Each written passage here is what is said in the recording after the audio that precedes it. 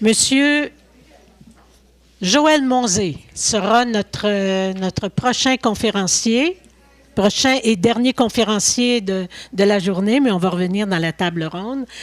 Alors, Monsieur Monzé est un docteur en neurosciences et un psychothérapeute. Il est le directeur fondateur de l'Institut du développement de l'enfant et de la famille et un chercheur au laboratoire Santé, Éducation et Situation du handicap à l'Université de Montpellier en France. Alors, depuis 20 ans, M. Monzé crée des ponts entre la science et la pratique clinique, ainsi que le développement personnel. Lui aussi, il est auteur de plusieurs bouquins dont je ne vais pas vous faire la liste ici. Il va avoir l'occasion de nous parler de ses découvertes, de ses opinions sur toutes ces questions-là. Juste un petit détail qui nous en dit long aussi. Quand M. Monzé a été appelé pour être invité à venir et à participer à ce colloque-là, il a simplement répondu « Bonjour, avec plaisir ». C'est rare. D'habitude, on court après le monde, hein? C'est ça? Alors, on lui a demandé, mais pourquoi ça avait été si facile? Ben, il dit, je me suis dit que quand j'ai vu que David Cohen et Jean-Claude Saint-Onge seraient là, ben, qu'on allait avoir du fun. Dans ça. Alors, M. Monzé. Bonjour. Ben, écoutez, merci beaucoup pour cet accueil aujourd'hui. Puis oui, pour moi, c'est important de participer à des journées comme aujourd'hui parce que vous savez, j'ai une double carrière. J'ai une carrière de clinicien où j'accompagne peut-être une vingtaine de personnes à chaque semaine et en même temps, je suis chercheur où j'essaie de mieux comprendre justement comment le développement affectif peut s'opérer, surtout chez les enfants. Et pour moi, c'est important de rencontrer d'autres personnes comme vous parce que vous êtes des agents très importants parce qu'on ne peut pas tous les avoir dans nos cabinets. Surtout que moi, je travaille dans le privé parce que j'ai refusé pour plein de raisons de travailler dans le public, ne serait-ce que pour avoir la liberté de parole, ne serait-ce que pour avoir la liberté d'intervention en fonction de ce en quoi moi je croyais. Mais en même temps, je suis conscient que je m'adresse à une petite catégorie de personnes qui ont les moyens de pouvoir des thérapies. Donc, en même temps, pour moi, de pouvoir contribuer à travers une journée comme aujourd'hui à soutenir des organismes qui viennent en aide le plus souvent bénévolement, ça devient quelque chose de vraiment très, très important pour moi. Alors, merci aux organisateurs, merci à vous d'être là. Ma présentation, en fait, va se faire rapidement en 3 parties. Quelques images qui vont vous parler des recherches que j'ai faites pendant une dizaine d'années sur l'industrie pharmaceutique dont Jean-Claude a réactualisé toutes les données que j'aurais pu vous présenter, donc je ne répéterai pas ce que Jean-Claude a dit précédemment. Puis je vais vous présenter une série de photos. Ce ne sera pas des films, d'accord? C'est une série de photos qui vont montrer comment les neurosciences aujourd'hui invalident beaucoup de critères de DSM. Tout à l'heure, on demandait 100 millions de dollars pour pouvoir faire une cartographie du cerveau. C'est vraiment pas dangereux. Au contraire, faites-la. Donc, tout simplement pour dire que la deuxième partie, je vais vous montrer quelques descriptions que l'on utilise dans le DSM pour cataloguer ce que vous voyez autour de vous et en même temps les éléments qui démontrent que c'est beaucoup plus complexe que cela. Et dans la troisième partie, c'est plus mon dada actuellement, je vais plus vous parler du développement de la personne et tout ce qui est normal dans le développement de la personne. On en a parlé à plusieurs reprises avec le Dr Cohen et Jean-Claude précédemment. Donc, si je ne me trompe pas dans les... Non? Voilà. J'aime beaucoup adresser l'usage des médicaments d'un point de vue éthique. Pourquoi? Parce que je crois vraiment que même le médecin qui prescrit un médicament, qu'il en prescrit 2, il en prescrit 3, il en prescrit 4, la personne qui va essayer de recommander un médicament, la personne qui va essayer de fabriquer un médicament efficace dans une compagnie pharmaceutique, je pense que la plupart des gens sont des gens qui essayent de faire le bien. Donc d'adresser nécessairement le dialogue dans un côté pour ou contre, bien ou mal, dans un côté point de vue moral, je trouve qu'on risque de passer à côté de beaucoup de personnes qui ont essayé de faire le mieux qu'ils pouvaient pour pouvoir essayer d'aider les gens qui souffrent au quotidien. Donc l'intérêt, quand on est en fait d'adresser la question d'un point de vue éthique, c'est qu'on peut essayer de regarder de quelle manière est-ce qu'on peut améliorer la pratique? De quelle manière est-ce qu'on peut améliorer notre intervention au quotidien, où qu'on soit dans la chaîne? Mais ce qu'il faut comprendre, c'est que entre le moment où on crée un médicament et le moment où une personne va éventuellement le consommer, il y a toute une série d'acteurs. Et tout à l'heure, le docteur Cohen disait que chacun des acteurs avait ses propres intérêts. Imaginez le nombre de personnes qui ont des intérêts cachés ou officiels à l'intérieur justement de la chaîne entre le moment où on découvre une molécule et le moment où elle va être éventuellement prescrite à une personne. Donc il y a un paquet de gens qui pensent faire le bien, il y a un paquet de gens qui pensent faire beaucoup d'argent aussi, et ils pensent aussi que c'est faire le bien. Donc à ce moment-là, la question est, est-ce qu'on utilise un médicament par confort ou par nécessité ? Moi, quand j'entends qu'un schizophrène ou une personne qui a reçu un diagnostic de schizophrénie se fait tuer par la police dans plein cœur de Montréal, je m'inquiète, je suis triste pour cette personne-là. Je suis triste aussi pour le policier qui aurait pu être blessé à l'intérieur de l'intervention ou le brave cycliste qui reçoit une balle perdue dans l'intervention en tant que telle. Visiblement, il y a quelque chose qui s'est mal passé. Comment est-ce qu'on peut regarder à avoir une intervention qui est plus adéquate ? Au Québec, il y a eu une contribution très importante, entre autres, d'une équipe de chercheurs à Québec, qui essaie de redéfinir comment est-ce qu'on peut expliquer un handicap. Et pour eux, à travers cette réflexion qui a duré plusieurs années, ils se sont rendus compte que pour toute situation de problématique de santé, il y a un certain nombre de causes, de facteurs de risque, la manière dont on va, l'endroit par exemple où on va vivre. Il y a des facteurs personnels avec des facteurs organiques, d'accord, et il va y avoir des aptitudes que la personne va avoir ou pas. Dans le sens que si quelqu'un roule un peu trop vite en voiture, qu'à ce moment-là, il sort de la route et qu'il se blesse au niveau de la moelle épinière, c'est certain qu'il va y avoir une déficience au niveau de son système organique. Il y aura une incapacité motrice qui va découler éventuellement de la compression de la moelle épinière. Mais il ne va être une personne handicapée qu'à partir du moment où l'environnement n'est pas adapté.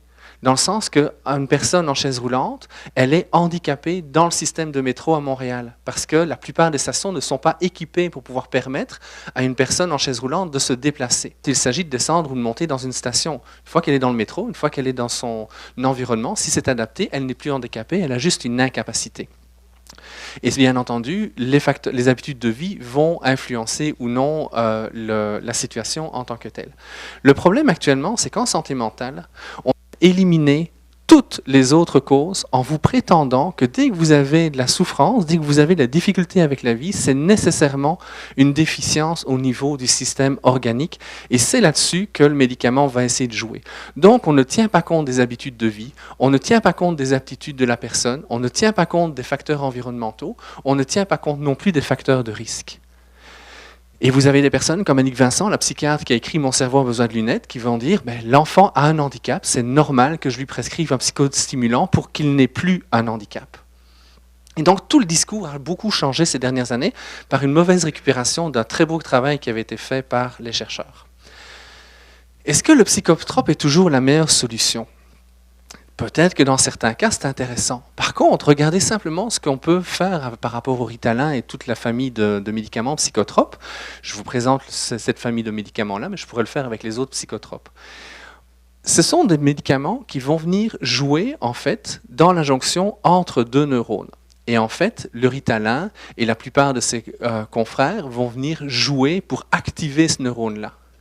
Mais le neurone, le rôle de ce neurone-là, c'est d'inhiber les autres neurones. Donc, en fait, un psychostimulant, on stimule une inhibition.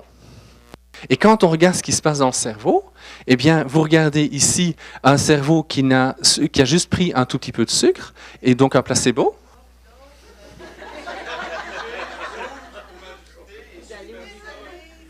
Donc, en fait, le médicament, ce qu'il va faire, c'est qu'il va diminuer l'activité à l'intérieur du cerveau. Globalement, chez un enfant ou un adulte qui est soumis à beaucoup de stimulus, eh bien, le médicament va faire en sorte que toute une série de stimulus sont effacés. Alors, plutôt que l'enfant n'apprenne de lui-même à faire la part des choses entre le stimulus qui est important, en l'occurrence, on lui demande de faire une dictée ou on lui demande de faire un travail de calcul mental ou autre, eh bien, le médicament va forcer la réponse pour que l'enfant se comporte comme on s'attend de lui à partir du moment où il est à l'intérieur de la classe.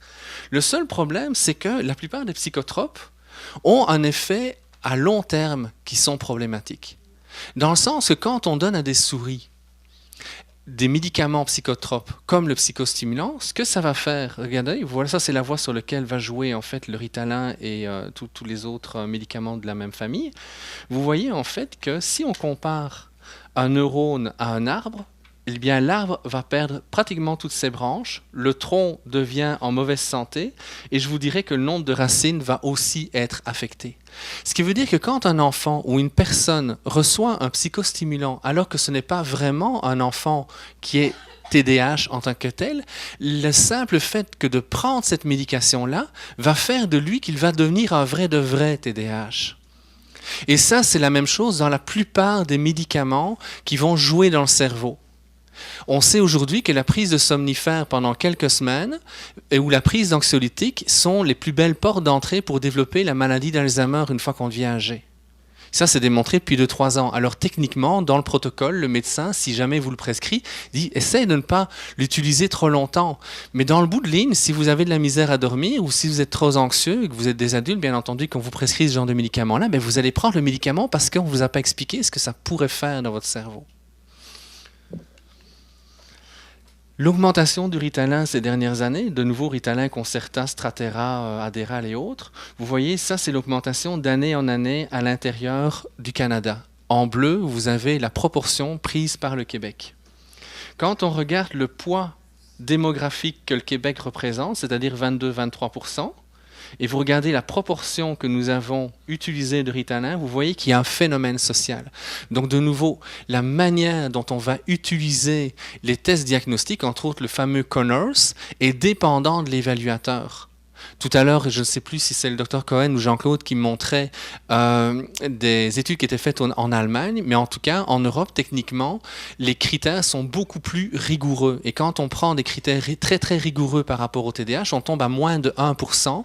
Jean-Claude parlait de 0,5%, mais aux Pays-Bas et l'Allemagne, on tombe à environ 1%. Actuellement, dans nos écoles au Québec, les données sont extrêmement explosives. On considérait il y a 2-3 ans qu'il y avait entre 15 et 25% des enfants qui étaient médicamentés. Actuellement, on est entre 20 et 30%. Les données sont tellement explosives que la RAMQ ne veut pas les transmettre et que les écoles ne veulent surtout pas, les commissions ne veulent surtout pas que ça se sache dans le public parce qu'elles sont malheureusement sensibles à ça. Elles se rendent compte qu'il y a quelque chose qui a déraillé, mais elles sont prises dans tout un système scolaire qui devrait être révisé de fond en comble, qui ne savent pas faire autrement. Qu'est-ce qui se passe par rapport à ça? C'est que certain que les antidépresseurs, eux aussi, on a eu une augmentation entre 2006 et 2011 de plus de 58% chez les enfants. On est passé de 500 cas à travers le monde d'enfants qui avaient un soi-disant un syndrome de Gilles de la Tourette en 1973 à plus de environ 1,8% d'enfants de moins de 25 ans, en tout cas, de jeunes de personnes de moins de 25 ans qui avaient le syndrome Gilles de la Tourette depuis qu'il a été mis dans le DSM. On retrouve aussi une augmentation des enfants avec un diagnostic bipolaire qui a été multiplié par 4000 entre 1998 et 2008. Prescription au Québec. Les outils diagnostiques, en fait, sont centrés sur le symptôme, comme vous voulez expliquer tout à l'heure et comme vous le savez certainement mieux que moi. Les assurances médicaments sont à la fois quelque chose de très intéressant parce que ça permet aux gens qui n'avaient pas l'argent avant pour se payer des médicaments de pouvoir avoir accès à un support, mais dans le même temps, ça a généralisé probablement une surutilisation de certains psychotropes, entre autres chez les enfants. Les mots testés est choisi par la promotion. Avant, on parlait d'un syndrome d'hyperactivité, c'est devenu un désordre, donc c'est devenu un déficit d'attention avec ou sans hyperactivité. Maintenant, on parle d'un état. Avec un état, vous ne pouvez rien faire. Ben, c'est certain qu'un enfant qui reçoit des psychostimulants à tort, quand il est adulte, ben, c'est certain que son TDAH est encore plus présent vu que le médicament a été abîmé la zone en question.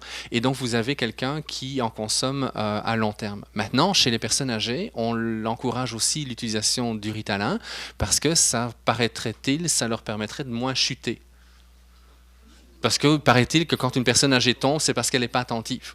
Donc, elle a un déficit d'attention. Donc, à ce moment-là, on en prescrit. Quelque part, on est dans un choix de société. On a dépensé en 2011 120 millions de dollars juste au Québec pour le Ritalin et consorts. On a dépensé 400 millions de dollars pour les antidépresseurs. La question c'est, est-ce que c'est près de demi-milliard pour ces 2 familles de médicaments? Est-ce qu'on les utilise en donnant des médicaments directement aux personnes, et peut-être que certaines personnes en ont vraiment besoin? Ou est-ce qu'on essaie de les investir dans des mesures sociales qui vont aider les gens à développer des bonnes habitudes de vie, qui va réduire en fait le risque qu'ils développent de la détresse psychologique et éventuellement une pathologie un peu plus sévère? Alors, quand on regarde ce que les neurosciences nous racontent, en fait, par rapport au TDAH, on sait qu'il y a une voie dopaminergique qui semble maturer peut-être un peu plus lentement chez certains enfants. Mais en même temps, on confond une pulsion motrice qui est le langage principal des enfants en dessous de 6 à 7 ans, surtout les petits garçons grâce à leur testostérone. C'est-à-dire que les garçons ont moins de mots, sont moins relationnels, développent moins d'habileté de communication de leurs émotions et donc vont être beaucoup plus moteurs. Et les petites filles qui sont un peu plus young vont avoir le même problème. Donc, à ce moment-là, on confond la pulsion motrice, qui est le langage des jeunes enfants, avec un déficit neurologique. Ça peut être aussi une difficulté de s'adapter à trop de stresseurs. Combien de familles, il y a une dame qui l'a rappelé tantôt, combien de familles sont en détresse? Simplement d'avoir un papa et une maman qui sont séparés, d'avoir 2 maisons, et même si papa et maman s'entendent toujours bien et qu'il y a une certaine cohérence entre les 2 maisons, ça reste que quand on est près de papa, on n'est pas près de maman. Et quand on est près de maman, on n'est pas près de papa. Et que le manque va se vivre, que le manque va induire des réactions affectives normales, et ces réactions affectives normales peuvent faire en sorte qu'on va bouger un peu plus, on va partir un peu plus dans la lune, comme je l'expliquerai tout à l'heure. Il y a beaucoup de familles aussi qui manquent de repères cohérents.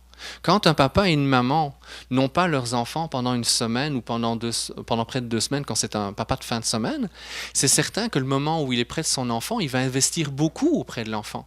Et c'est vrai que ça va avoir une tendance d'avoir un enfant roi. Maman sans papa autour, il peut y avoir une difficulté à donner une certaine cohérence. Maman, elle est là pleine d'amour, pleine de bonté. Elle veut accueillir ses enfants, elle veut les sécuriser. Puis parfois, elle va acheter quelque part, elle va tourner les coins ronds sur certains aspects de la discipline qui auraient été nécessaires. Les habitudes alimentaires, basées entre autres sur le sucre raffiné et autres colorants, peut-être que l'hyperactivité qu'on peut observer chez les enfants, ça pourrait être un signe avant-coureur que l'enfant pourrait développer du diabète. Donc de donner du Ritalin beaucoup trop rapidement chez cet enfant-là sans vérifier son régime alimentaire, on est peut-être passé à côté de quelque chose de plus grave. Le manque de sommeil. Les logiques inappropriées dans les écoles au niveau des contenus, au niveau du rythme, au niveau des matières qui sont enseignées. Les enfants qui ne manipulent plus, on apprend par la manipulation, surtout les petits garçons, d'accord? Et c'est des choses qu'on fait de moins en moins dans les écoles pour favoriser le verbal. Les petites filles s'y retrouvent plus facilement, elles sont plus verbomoteurs que les garçons. D'accord? Donc à ce moment-là, on va avoir une augmentation du nombre de garçons qui sont en difficulté. L'autre chose aussi, c'est les effets d'un usage inadéquat de la télévision et des jeux vidéo. Dites-vous qu'aujourd'hui, on sait que les jeux vidéo sont aussi toxiques pour le développement d'un enfant que de donner du whisky. Donc de permettre à un enfant de jouer pendant 3 heures à un jeu vidéo, donnez-lui un verre de whisky, vous ne ferez pas pire. Donc, il faudrait essayer de réduire le plus possible ce genre d'utilisation. On sait qu'il faut 9 minutes de dessin animé, de Télétoons le matin pour perturber toute la journée au niveau de la concentration de l'enfant. Mais ce sont des choses qui ne vont jamais être posées par le psychologue scolaire ou par le médecin quand on vient auprès du médecin. Puis c'est certain que le coco qui a attendu une demi-heure, 3/4 d'heure, 1 heure dans la salle du médecin, dans la salle d'attente du médecin, il finit par bouger. Puis le monsieur, il sait très bien que le monsieur, il va encore le gronder parce que déjà qu'à l'école, on lui dit plein de mauvaises choses. Donc à ce moment-là, il arrive désorganisé dans le bureau. Et le médecin va dire, oui, je le vois depuis des années, ce garçon-là, il est désorganisé, on va lui donner du Ritalin. Donc, il y a plein de choses dans le contexte de vie qui ne sont pas pris en compte. Pourtant, ça donne le même symptôme que bien décrit dans le DSM-4. La dépression dont on parlait tout à l'heure, d'accord? Jean-Claude a montré comment le DSM avait modifié certaines définitions, mais sauf que l'on sait aujourd'hui, grâce aux neurosciences, c'est que vous pouvez avoir les mêmes symptômes qui originent de 7 ou 8 zones différentes dans le cerveau. Et ce ne sont pas les mêmes circuits. Donc, de donner des antidépresseurs dès qu'une personne manifeste les critères que l'on va voir dans le DSM, si la personne est une vraie dépressive, peut-être que l'antidépresseur va l'aider. Même dites-lui de faire un peu d'activité sportive cyclique ou dites-lui de faire une psychothérapie, ça prend le même temps de guérison, entre 3 et 12 mois pour toutes les personnes. OK? Par contre, quand on donne un antidépresseur à quelqu'un qui a une difficulté qui se manifeste par une autre zone dans le cerveau, entre autres une difficulté à trouver des solutions gagnantes, un emploi qui ne lui satisfait pas parce qu'il a fait le métier que papa ou maman voulait ou que simplement il a malheureusement eu un contretemps dans son secondaire qui l'a dévié vers un métier qui est moins stimulant que ce qu'il aurait voulu. Quand vous avez aussi des personnes qui ont vécu quand ils étaient enfants avec une maman ou un papa dépressif. Ça crée des gabarits émotionnels et grandir, c'est devenir un peu comme papa et comme maman. Donc si mon modèle, c'est une personne qui est dépressive, je vais ressembler à la personne qui est dépressive. L'autre chose aussi que l'on sait, et c'est une des raisons pour lesquelles les dames sont plus sensibles à cet élément-là, d'accord, dans la partie de l'hémisphère droit, qui est l'hémisphère plus créatif, comme on a tendance à en parler, comme le montre la première photo tout en haut, d'accord, on va avoir une plus grande dramatisation de la réalité. Et donc, si vous avez une plus grande activité ici dans le préfrontal droit, et vous avez une activité dans le préfrontal gauche qui est un peu moins efficace, vous manquez de recul et vous dramatisez plus. Vous allez de nouveau produire le même genre de comportement qui ressemble à de la dépression sans que ce ne soit de la dépression. D'où, je pense que c'est un aparté qu'on a eu ça avec Jean-Claude Tanton, on parlait de nouvelles médications qui vont jouer sur des neurotransmetteurs qui jouent dans le préfrontal, mais ce n'est pas la dépression. Et si dans des cas pareils, vous prenez des antidépresseurs, ça peut faire en sorte que vous deveniez un vrai dépressif. Et ça a été assez bien démontré, entre autres chez des adolescents à qui on prescrivait des antidépresseurs. Leur risque de faire de la dépression devenue adulte ou d'avoir des épisodes suicidaires est beaucoup plus élevé. La même chose chez les enfants qui étaient dans le ventre de leur maman. Pendant que maman prenait des antidépresseurs, on sait que les états dépressifs sont beaucoup plus fréquents chez ces personnes-là une fois qu'elles sont devenues adultes. Donc, en fait, il y a plein de choses qui peuvent expliquer les symptômes, mais qui n'ont rien à voir avec l'endroit où va jouer les antidépresseurs traditionnels. L'autre chose aussi, je me suis intéressé à ce phénomène-là un petit peu à cause de l'affaire Turcotte, où j'ai plusieurs médecins et journalistes qui m'ont posé des questions. Comment est-ce qu'un père, un médecin bien établi, peut en arriver à un moment donné à poser des gestes irrémédiables? Alors, je ne parlerai pas du docteur Turcotte, je vais juste me permettre de voir un petit peu qu'est-ce qu'on sait des gens qui, à un moment donné, ont des bascules psychiques qui les amènent à tuer du monde. On sait en fait que chez ces personnes-là qu'il y a des neurones qu'on appelle des neurones miroirs qui sont dans cette partie-là du cerveau qui sont très très très actifs. Donc ils ont une lecture de l'émotivité de l'autre qui est très forte. Le seul problème, c'est que leur cerveau est tellement bien clivé, c'est-à-dire il est bien encapsulé, il y a des zones qui ne parlent pas aux autres, qu'il n'y a aucune résonance émotionnelle avec l'autre. Ça veut dire que si je vois quelqu'un qui souffre, je vais bien voir qu'il souffre, mais moi ça ne me fait rien. Alors ça peut devenir un excellent cadre pour pouvoir licencier du monde dans une entreprise la veille de Noël. Lui s'en fout, fait sa job. Ça devient peut-être un excellent administrateur, ça peut devenir un excellent homme politique. Parce que pour lui, on lui demande de gérer un pays. Donc il gère un pays, il est capable de développer des bonnes stratégies pour pouvoir se faire élire. Et quelque part, c'est certain qu'en bout de ligne, chez certaines personnes, les clivages vont être tellement massifs qu'à un moment donné, on peut avoir une bascule de l'esprit qui fait en sorte que ça devienne des tueurs en série. D'accord ? Mais l'autre chose aussi, on pourrait dire, mais si on passait au scanner toutes les personnes pour vérifier que ce ne sont pas des futurs tueurs en série, c'est pas parce que les zones en question sont affectés, qu'on peut devenir éventuellement des gens dangereux pour la société. Et je trouve que le plus bel exemple avait été utilisé dans une télésérie que j'aime beaucoup, qui est CSI Las Vegas, où lors d'un procès, vous avez le médecin Langstone qui est confronté à un tueur psychopathe en face de lui. Le tueur psychopathe dit « c'est pas de ma faute que j'ai tué du monde ». Mais non, vous savez, écoutez, j'ai en fait un effondrement de ma zone ici, orbitofrontale, donc j'ai pas de résonance émotionnelle. Et puis pour moi, mes amygdales cérébrales, vous savez, les amygdales cérébrales, quand on vous dit que vous avez un problème entre vos deux oreilles, c'est un problème d'amygdale. D'accord? Le rôle des amygdales cérébrales, c'est de déclencher les comportements de survie en fonction de situations où on a peur, où on se sent en danger. Mais chez les personnes qui sont devenus des tueurs de masse, le fait de mourir, pour que ce soit l'autre ou lui-même, ce n'est pas un problème pour lui. Il n'y a plus cette volonté de survivre en tant que tel. Donc la peine de mort pour ces personnes-là, ou faire croire qu'avec une peine de mort, on va pouvoir arriver à enrayer ce genre de situation-là, c'est complètement absurde parce qu'au contraire, c'est presque une délivrance pour la personne. Mais je reviens à mon histoire avec M. Langston. Donc le psychopathe dit, c'est pas de ma faute, neurologiquement, je suis programmé pour devenir un psychopathe. Et en fait, Langston répond, oui, mais le manque de peau pour vous, j'ai la même pathologie.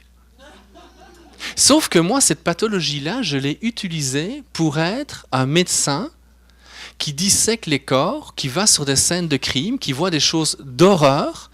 Et j'ai donc, comme je n'ai pas de résonance émotionnelle, pour moi, charcuter un corps pour pouvoir voir pourquoi la personne elle est morte, je peux rendre service à la société. Donc, quand bien même on aurait éventuellement des déficits, ce sont différentes adaptations et il y a un ensemble de choses qui sont importantes. Et qu'est-ce qui fait la différence entre quelqu'un qui va devenir un excellent médecin pathologiste ou un psychopathe? C'est l'éducation. C'est l'éducation. Si cette personne-là apprend à développer des bonnes valeurs, il n'y a aucune raison qu'elle développe justement ce comportement problématique. Et la même chose, l'influence des drames humains, vous faites grandir un enfant avec un psychopathe qui est marqué, il y a plus de chances qu'il développe des comportements qui malheureusement peuvent être problématiques pour notre société. L'autre chose aussi que les neurosciences nous racontent et qui sont très intéressants, c'est que quand on compare les cerveaux chez des personnes qui font de la méditation, on voit en fait que certaines zones sont beaucoup plus actives.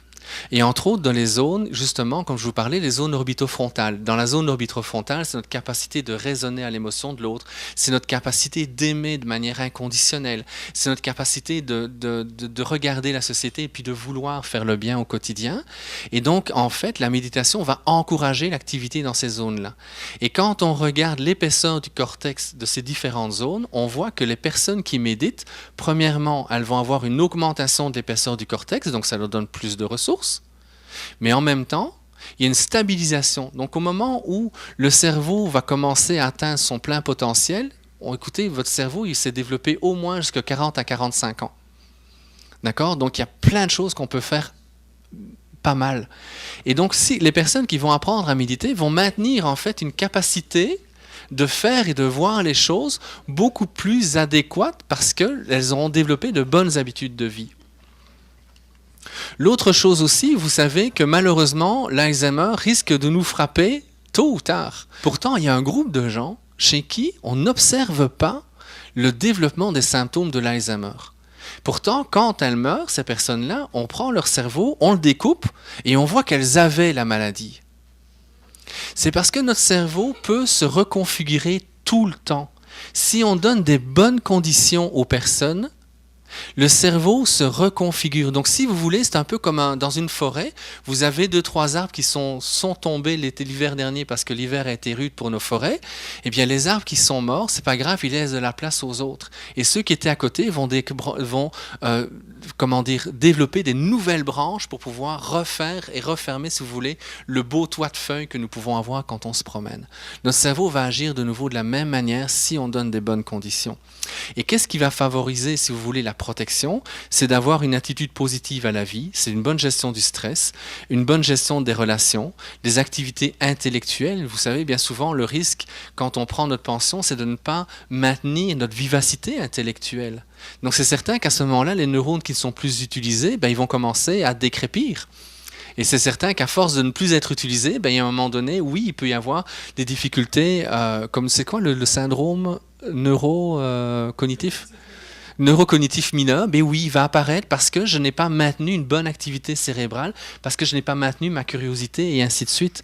Et l'autre chose aussi, c'est la quête spirituelle. C'est certain que pour les personnes qui ont été observées, c'était des personnes qui étaient dans le milieu religieux, mais en même temps, la quête spirituelle, c'est quoi? Si ce n'est que de donner du sens à notre vie, d'essayer d'être heureux, d'essayer de créer, d'essayer d'avoir du plaisir et ainsi de suite. Donc, il y a des facteurs qui vont favoriser la santé mentale et plus on les développe, plus on a de chances de développer des bonnes habitudes et une vie qui sera la plus heureuse possible. On a critiqué beaucoup la manière dont on traite la santé mentale depuis ce matin. Moi, je pense qu'il faut la repenser. Le cerveau se développe, comme je disais tout à l'heure, jusqu'à 40 à 45 ans. Ça donne du temps. Oui, il y a des traumas qui vont apparaître au départ de ce qui se passe quand on est dans le ventre de maman. Il y a des traumas qui peuvent être très très puissants et malheureusement très handicapants pour le reste de notre vie quand on a subi des traumatismes en très bas âge. Mais notre cerveau ne demande qu'à une seule chose, c'est de se réorganiser au quotidien. C'est de se développer, parce que c'est une capacité de survie pour notre société, ben pas pour notre société, mais pour notre espèce. Ça coûte moins d'énergie au cerveau d'être en bonne santé mentale que d'avoir des difficultés d'ordre de santé, de troubles mentaux. Donc, on est programmé quelque part pour le bonheur, mais de nouveau, il faut nous donner le bon engrais.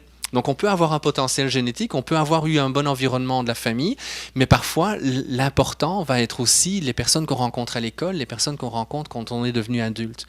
Et si la marche demande 7 ans pour devenir mature, ça c'est la figure que je vous présente pour l'instant, c'est que ça prend 7 années pour que l'enfant ait développé une marche dite mature.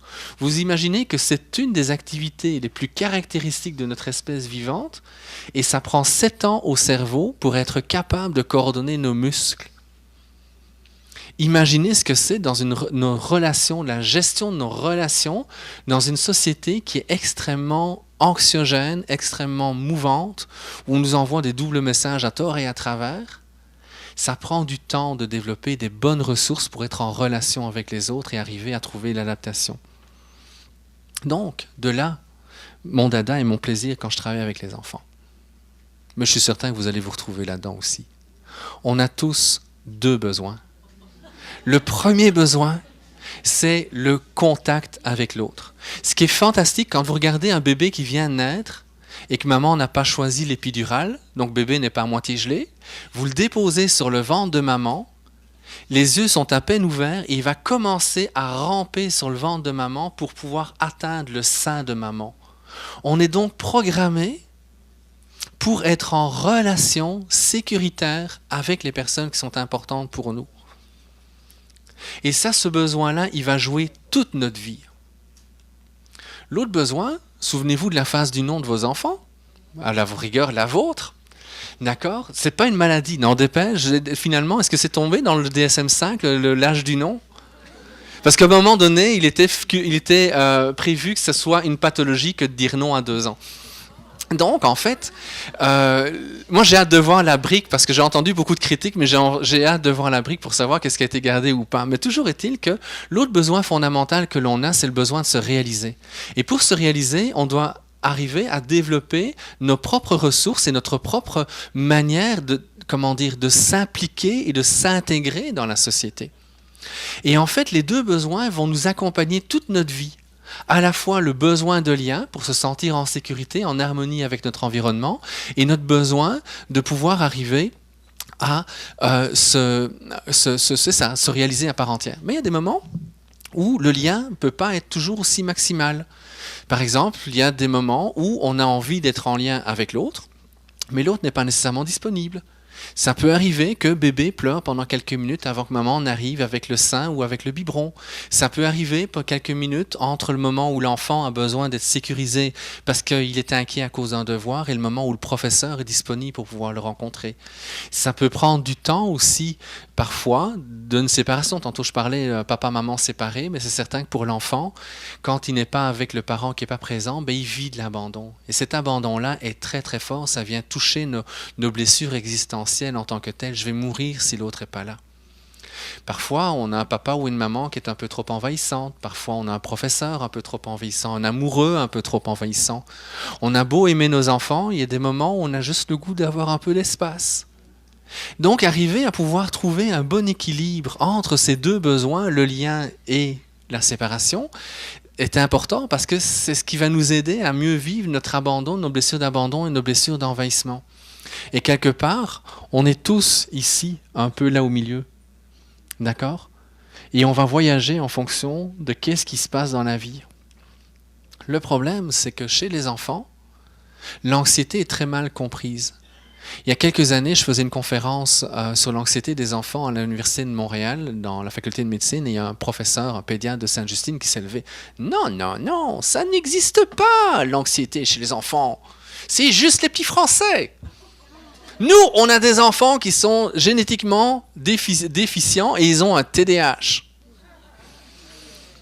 Donc, ça veut dire que si des pédiatres, et c'était quelqu'un de connu, si on ne voit pas et on ne comprend pas l'anxiété chez les enfants, il y a plein de choses à côté desquelles on va passer, et puis je vais vous montrer la suite ce que ça va avoir comme effet. Mais ce qui est important, c'est de comprendre que l'anxiété était décrite à travers le DSM sur la base d'études qui ont été faites chez des adultes. Puis un adulte, comme son cerveau est relativement bien développé, est quand même relativement capable de dire qu'est-ce qui va créer de la peur, de l'anxiété. Puis bon, s'il a encore à 40 ans une phobie des araignées, on va en rire, c'est pas trop grave. Il sait de toute façon qu'il va survivre, que l'araignée ne le mangera pas. Mais un petit bonhomme de 2 ans, l'araignée, s'il en a peur, ça prend toute la place. Et lui, l'enfant, va beaucoup réagir aux ambiances. Donc plein de fois, les adultes ne comprennent pas pourquoi les enfants sont anxieux, parce qu'ils pensent avoir sécurisé l'enfant, mais c'est l'ambiance dans laquelle l'enfant va vivre qui va être la plus destructrice ou la plus perturbatrice de son développement. La meilleure manière dont je veux vous permettre de comprendre ça, c'est de vous dire, est-ce que vous aimez ça, Freddy? Parmi vous, qui c'est qui aime ça, Freddy? Ah, j'en ai 2 ou 3. Qui n'aime pas? Pourquoi vous n'aimez pas? Mais c'est juste un film. Mais c'est juste un film. Vous devriez quand même regarder la télévision. Vous savez que c'est un film. Vous faites la différence entre ce qui est vous et ce qui n'est pas vous. Ah. Mais en fait, tous les films d'horreur sont basés sur la même structure. Un papa, une maman, un petit gars, une petite fille. Et un voisin qui se fait manger. Et le voisin qui se fait manger, ça ramène, d'accord, on s'est associé quelque part, on s'est attaché aux personnages stéréotypés, on est devenu presque les personnages de la télévision, et à ce moment-là, on nous ramène une angoisse fondamentale, la peur d'être dévoré, qu'on va avoir dans pratiquement tous les contes que l'on utilise avec les enfants, que ce soit le Chaperon Rouge, Hansel et Gretel, Saint-Nicolas, Père Noël. Ben, Saint-Nicolas, c'est le patron des enfants parce qu'il a sauvé les enfants de la boucherie. Il y avait un boucher qui voulait manger des enfants parce qu'il avait encore faim. D'accord? Donc, dans l'univers des enfants, être dévoré, c'est une peur fondamentale qu'on retrouve chez tous les enfants, quelle que soit la culture. Et donc, les films d'horreur vont jouer là-dessus, sur entre autres cette peur-là. Mais donc, c'est l'ambiance du film qui va faire en sorte qu'on va vivre du plaisir, du déplaisir, du confort, de l'inconfort. Et ce côté, oh, j'aime pas ça, c'est plate, c'est pas bon, et ainsi de suite, c'est parce qu'on réagit à l'ambiance du film. Intellectuellement, on a beau savoir que ce n'est qu'un film, mais on est en réaction à l'ambiance du film. L'enfant est sensible aux ambiances dans les maisons, est sensible aux ambiances dans les bus et dans les écoles. Et à force d'entendre parler qu'il y a des fous qui vont venir avec des armes dans les écoles ou dans les garderies, je vous garantis que ça fait une méchante soupe. Et puis vous rajoutez la bonne volonté des écoles de faire des tests pour au cas où il y aurait un incendie ou au cas où il y aurait un fou qui rentrerait dans l'école pour tuer les enfants. Vous créez un milieu qui est extrêmement anxiogène pour les enfants. Puis ça, si c'était qu'un seul enfant qui m'en avait partagé, j'aurais trouvé que c'était occasionnel, mais c'est plusieurs enfants m'ont partagé ce genre d'angoisse qu'ils vivaient quand ils étaient à l'école. Qu'est-ce que ça fait dans le cerveau, l'angoisse? Qu'est-ce que ça fait dans le cerveau, les ambiances anxiogènes dont je parlais? Ici, vous avez en fait des coupes du cortex singulaire de rat. Certains du côté, pour ne pas me tromper, à gauche, excusez-moi. À gauche, en fait, ils sont restés avec leur maman. À droite, ils ont été séparés de leur maman à la naissance. Mais ils ont reçu tous les besoins, une réponse à leurs besoins, quels qu'ils étaient. Tous les petits points bleus, ce sont des neurones. D'accord? Et ce que l'équipe a réussi à faire, c'est d'essayer de voir à quels endroits il y avait de la mortalité cellulaire. Donc, à quels endroits les neurones mouraient. Et quand on regarde l'effet de l'angoisse, en fait, et d'un sevrage beaucoup trop précoce, vous voyez en fait que le cerveau réagit très très mal parce qu'il y a plein de mortalité. D'où l'importance de développer des mécanismes de défense. Parce que si je peux arriver à me défendre, c'est une question d'adaptation, c'est une question de survie individuelle. Donc beaucoup de choses que l'on va voir sur le DSM sont des manifestations d'un déséquilibre biochimique peut-être, Mais c'est surtout le reflet d'une adaptation du cerveau à un contexte qui était essentiellement anxiogène. Et c'est certain que vous pouvez avoir des gènes, vous pouvez avoir un contexte éducatif, vous pouvez avoir toute une série d'éléments qui vont compliquer le tableau, mais dans beaucoup de situations, en fait, vous allez avoir, tantôt je vous parlais des fameuses amygdales cérébrales, d'accord, les deux petits noyaux qu'on a dans la tête. Les amygdales cérébrales vont être activées dans toute situation d'anxiété. OK. Donc, à partir de ce moment-là, oui, excusez-moi, on vient de me signaler qu'il y avait quelques minutes, qu'il me restait quelques minutes. Donc, les amygdales vont réagir très, très rapidement. Alors, qu'est-ce que ça va déclencher? Les adaptations que l'on a au niveau du système de défense, elles datent de aussi loin que les premiers mammifères. Entre autres, le plus vieux mécanisme de défense que l'on a, c'est de figer. Vous avez une personne qui traverse la rue, il y a un klaxon, son premier réflexe dans la plupart du temps, c'est de figer, surtout si la personne qui a klaxonné fait un son continu. Si c'est un tut-tut-tut-tut, il y a moins de risque que la personne fige. Okay? Mais ça date de l'époque où les premiers mammifères sont confrontés aux reptiles, et les reptiles ne seraient pas sensibles aux proies qui sont immobiles. C'est très bien documenté dans le film Jurassic Park, où vous avez le scientifique, la maman, le garçon, la fille, qui sont dans la voiture, ils sont confrontés à un dinosaure, et vous avez le cow-boy de service qui, lui, veut aller se cacher dans les cabinets, la petite bécosse à côté. Et en fait, celui qui se fait manger, c'est le cow-boy de service, parce qu'il a bougé, parce que le reptile était capable de voir la proie qui se déplace et qui arrête. Mais les proies immobiles, elles étaient sauvées, et donc le reptile passe à côté de notre quatuor. Les reptiles disparaissent, enfin tout au moins les dinosaures disparaissent. Les ennemis, c'est les tigres aux longues dents, c'est les mammouths. Puis là, vous avez tout le livre de Sonia Lupien, entre autres, qui parle un petit peu plus de cela, où il faut à ce moment-là réagir autrement. C'est-à-dire que tout notre corps va se baser sur une confrontation ou sur une fuite. Ça veut dire que si je vois monsieur et que j'ai envie de parader devant les femelles qui sont là autour, d'accord, je vais évaluer, j'ai-tu des chances ou pas de chance de pouvoir être le coq du village?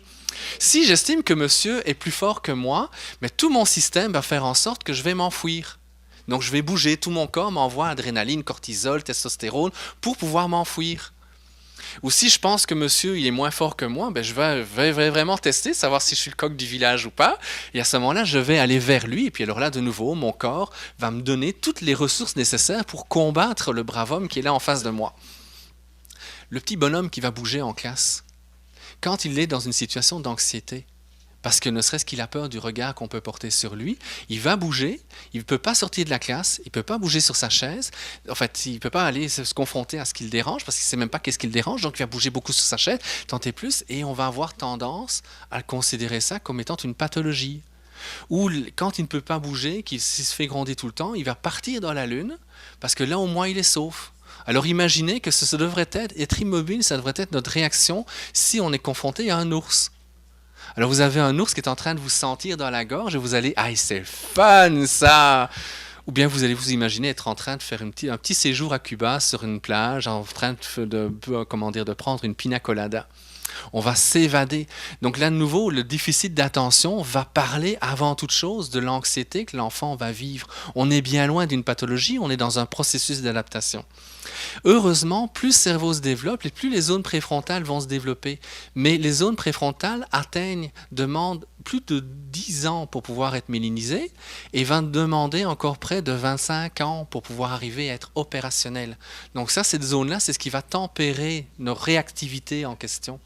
Donc le petit garçon ou la petite fille est encore en développement quand il est en classe. Ces manifestations comportementales traduisent son anxiété bien plus que de traduire une éventuelle pathologie. Donc l'enfant, il a besoin de quoi? Si vous imaginez que le cercle rouge, c'est sa capacité de contenir une émotion, et qu'il a reçu un beau petit chat, le chat va prendre toute la place. D'accord? Ou vous pouvez remplacer le petit chat par son nouveau camion, par le VTT que papa a acheté, ou n'importe quoi, mais ça va prendre toute la place, l'enfant a besoin d'en parler. Quand il arrive en classe, c'est certain que s'il s'est un peu chamaillé avec son ami, puis qu'il s'est fait chicaner le matin par son papa, il y en a trop. Et c'est là que, avant même d'arriver à l'école, l'enfant est déjà dans une situation difficile. Qu'est-ce qui va l'aider à pouvoir passer à côté? C'est Mademoiselle Chiffre. Pardon, c'est le professeur. Et donc, en fait, c'est l'adulte qui a un rôle de contenant. Quelque part, dans mon rôle de clinicien, comme psychothérapeute, je suis aussi le contenant émotionnel de mon patient ou de ma patiente, qui, grâce à la relation que je vais nouer avec lui, se sent en sécurité pour pouvoir développer des nouvelles ressources, jusqu'au jour où sa propre capacité de pouvoir gérer les choses va être plus adéquate. Le seul problème, c'est que Mademoiselle Chiffre, elle n'arrive pas neutre. Elle aussi, elle a tous ces petits problèmes qui l'occupent ou la préoccupent. Donc, en fait, les problèmes de l'enfant la font déborder. Mais l'enfant, écoutez, c'est des éponges à émotions. Donc, qu'est-ce que l'enfant, ça fait? Et c'est là qu'on se retrouve avec les cercles vicieux que l'on a de plus en plus dans nos écoles. Et de nouveau, est-ce que la médication de l'enfant va être la meilleure manière de pouvoir l'aider? Ce qu'on sait, c'est que le soi, la résilience vont demander l'interaction entre des milliards et des milliards de cellules nerveuses. Ce n'est pas inné, on est programmé pour les développer, mais ce n'est pas acquis. Quand on est un enfant, ça demande 40 à 45 ans. Notre contenant va évoluer. On vivra peut-être les mêmes difficultés, d'accord? Mettons un échec, on peut le vivre à différents moments, mais quand on est adulte, on a plus de ressources pour pouvoir le développer. Et quelque part, les personnes qui vont avoir la difficulté à gérer les choses, qu'on pourrait leur mettre éventuellement une étiquette diagnostique, sont des personnes qui ont peut-être gardé un soi qui n'est pas assez solide pour gérer le degré d'anxiété dans lequel ils sont quotidiennement.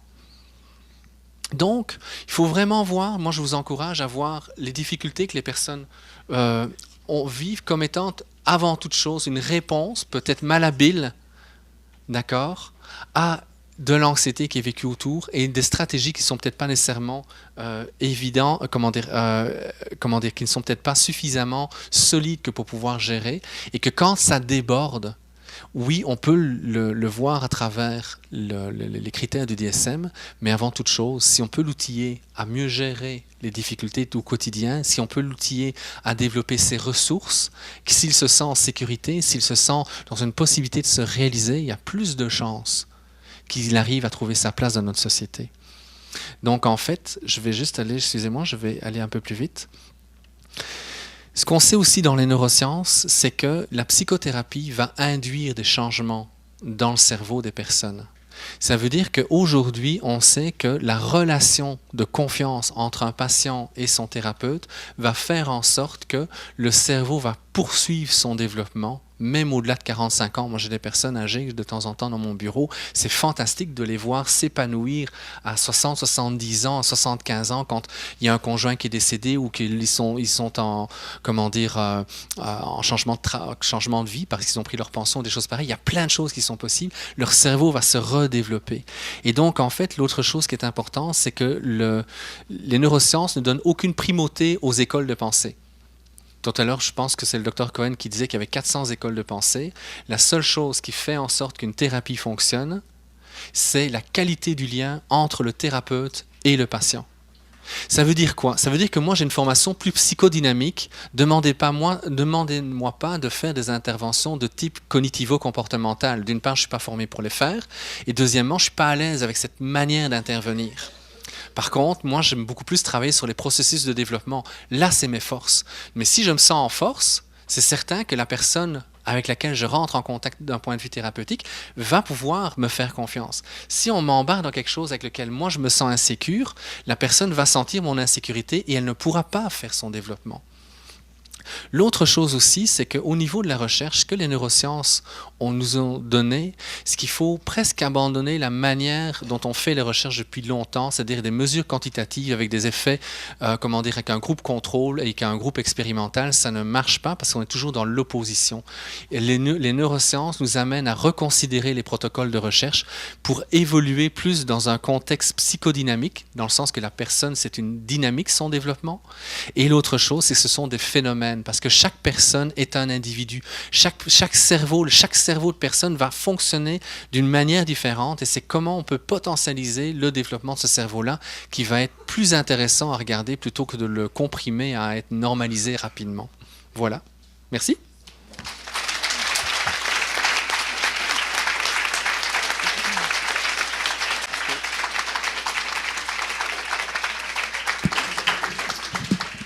Merci, M. Monzé. Alors, je prendrai 2 interventions et je vous inviterai, parce qu'il va y avoir un panel, les personnes qui n'auront pas pu à le faire au moment du panel. Êtes-vous d'accord avec ça, M. Alors, oui, et après. Monsieur Pierre Castonguay. Écoutez, j'ai trouvé que votre exposé était très lumineux, très explicatif. Je vais vous donner un exemple. Il y a une maman qui me consulte à un moment donné. Elle me dit, ma jeune fille de 10 ans, elle est dépendante affective. Alors, je parle 1 heure ou 2 avec la maman et je découvre que finalement, la jeune fille, c'était une grossesse non désirée et il y a eu une dépression postpartum après la grossesse, puis ça n'a jamais cessé. Et la maman dit aux 3 filles, quand les filles font trop de chahut, eh bien, moi, je vais vous quitter, je vais vous laisser. Alors, après ça, tu dis à la maman, écoutez, je pense que votre fille est dans vos jupes parce qu'elle a peur de vous perdre, parce que vous lui dites souvent ça. Alors, quand vous éclairez comme ça des critères qui ne sont pas neurophysiologiques, qui ne sont pas simplement biologiques ou biochimiques dans le cerveau, et que vous nous amenez à ne pas étiqueter trop vite, par exemple, les TDAH ou d'autres types de comportements infantiles, moi, je trouve que c'est lumineux de le faire. Merci énormément. Avec grand plaisir. Merci. Thérèse, il y a une personne qui n'est pas intervenue encore. Est-ce que tu accepterais de passer après? Oui. OK, allez. Thaïs, merci. Plus près du micro. Voilà, merci pour l'exposition, c'était super intéressant. Et pour moi, c'était clair un peu que ça fait comme une autre approche de ce qu'on a vu ce matin. C'était vraiment une façon différente de penser. Et bon, ça complémente bien, c'est pas grave, c'est bon qu'on fait ce type de construction. Mais là, peut-être, pour moi, ça restait les défis de comment on fait les liens, donc, entre ce qui était dit ce matin, par exemple, les mythes de la maladie mentale et, par exemple, la bonne pratique de bien diagnostiquer ce que c'était la vraie dépression ou la vraie TDAH. Donc, comment on peut faire ça dans les défis d'aujourd'hui, de vraiment apporter ça pour qu'est-ce qu'on fait maintenant, qu'est-ce qu'on fait pour changer. Donc, comment on fait vraiment ce progrès de la neuroscience pour qu'elle soit dans ce mouvement qu'on fait ici, mais sans tomber dans les problèmes que c'est d'étiqueter ou de faire comme ça. Moi, ce que j'aurais envie de dire, c'est que je me ferais peut-être taper sur les doigts par mes 2 confrères tantôt. Je pense que le DSM, au départ, a été très utile pour des chercheurs. C'est-à-dire que quand on parle d'un chat, on décrit un chat. Quand on parle d'un chien, on décrit un chien. Donc ça permettait d'avoir un langage commun au niveau des professionnels de la recherche, éventuellement de certains cliniciens, pour favoriser justement, quand on parle de quoi quand on parle de schizophrénie, on parle de quoi quand on parle de bipolaire et autres. Donc pour moi, c'est utile d'avoir éventuellement des mots qui m'aident à parler avec mes confrères. Mais pour moi, ça devrait rester à l'intérieur d'un langage entre confrères quand on est en travail de collaboration. Dans le sens que si je reçois quelqu'un et que je sais que le médecin est passé auparavant, a déjà essayé de regarder plusieurs choses et qu'il me dit « Tiens, je suspecte ceci », ça peut m'aider, moi, à explorer un peu plus. C'est certain que quand je fais une évaluation diagnostique, je fais souvent des éléments, je vais mettre la personne dans différentes formes de contexte. Je vais étudier le contexte dans lequel elle vit et je vais plus travailler sur des critères exclusifs que des critères inclusifs. Or, la plupart des tests et des critères actuellement dans le DSM, ce sont des critères inclusifs. Donc si par exemple j'ai un enfant qui vit entre 2 familles ou qu'il y a eu des grosses difficultés, moi je travaille beaucoup dans les Laurentides, mais ce serait la même chose si j'étais à Hochelaga Maisonneuve, l'environnement familial peut être très précaire. Mais rien que ça mettrait un doute sur un éventuel diagnostic de TDAH, entre autres, ou de bipolaire ou autre, parce que probablement que les éléments de l'axe 4, si vous vous souvenez, dans la santé mentale, il y a 5 axes reconnus, il y en a un 6e que moi j'aime beaucoup, qui est plus utilisé en psychodynamique, mais si j'ai beaucoup d'éléments sur l'axe 4, je vais d'abord travailler sur l'axe 4, l'axe psychosocial, avec des mesures universelles, avec une intervention plus éducative, éventuellement ajustée à la personne. D'accord? Mais avant toute chose, je vais d'abord travailler sur l'axe 4 avant d'imaginer que l'axe 1 est primordial. Ça ne veut pas dire que l'axe 1 n'est pas important, dans le sens que si j'ai quelqu'un qui me dit, ben voilà, moi je pense que je vais me suicider, heureusement dans des situations pareilles que les antidépresseurs vont être pris. Et c'est là que le travail de collaboration peut être très, très utile. Le médecin, le travailleur social, le psychoéducateur ou une équipe qui est autour d'une personne, autour d'une famille, peuvent faire beaucoup de bonnes choses.